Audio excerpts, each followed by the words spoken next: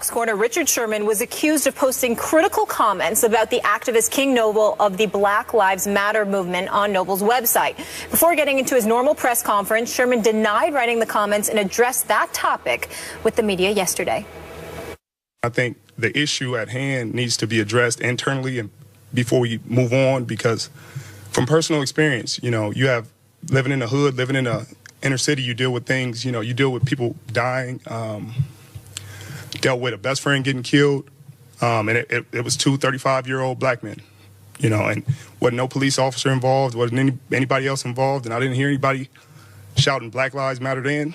And I think that's the point we need to get to, is that we need to deal with our own internal issues before we move forward and start pointing fingers and start attacking other people.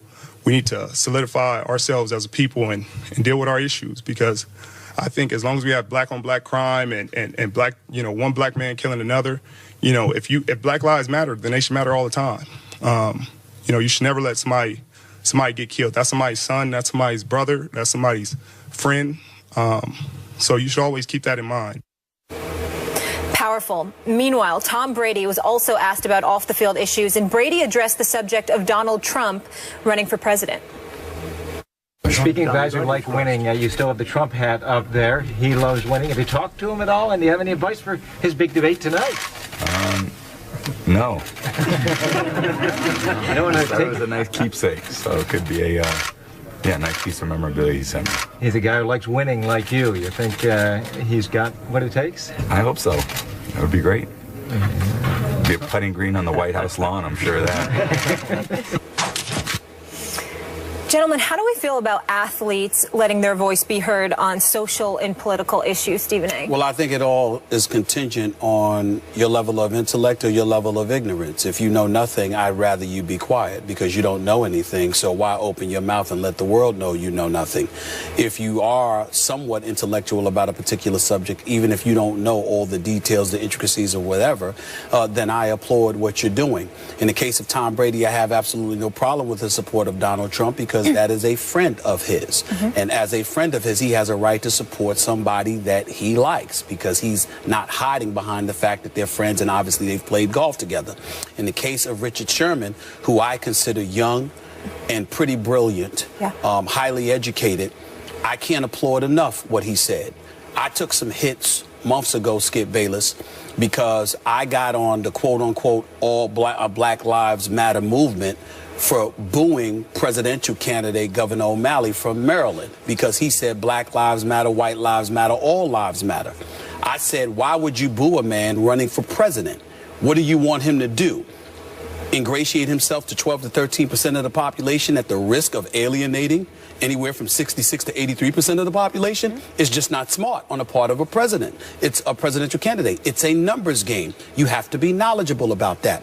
But what I also highlighted, and I'm not against the Black Lives Matter movement at all. I understand where it originated from. I understand what they're trying to say, even though some people that have ingratiated themselves into that movement, there's some questions about that, but this is not the place to get into that.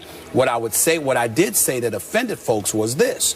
I didn't hear Black Lives Matter when black folks were getting murdered in the streets of Chicago by black folks. I didn't hear that when black folks was losing lives by the hands of other black folks in Baltimore.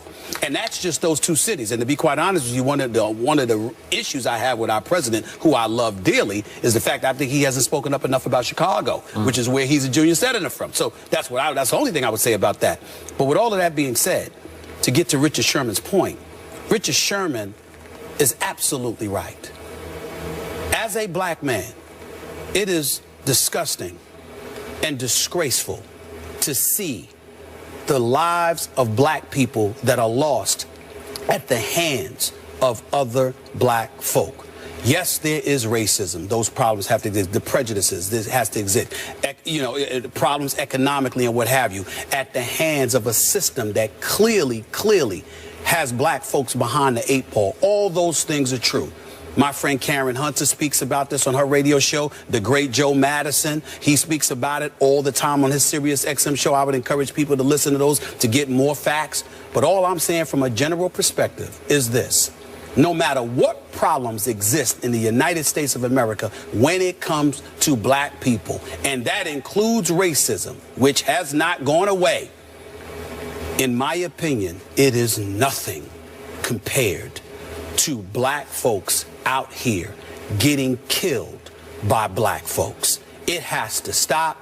There needs to be attention drawn to that.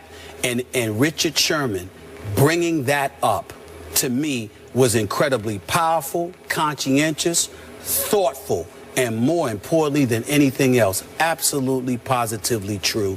I applaud that brother for saying what he has to say. It's not to say that other people can't do their part,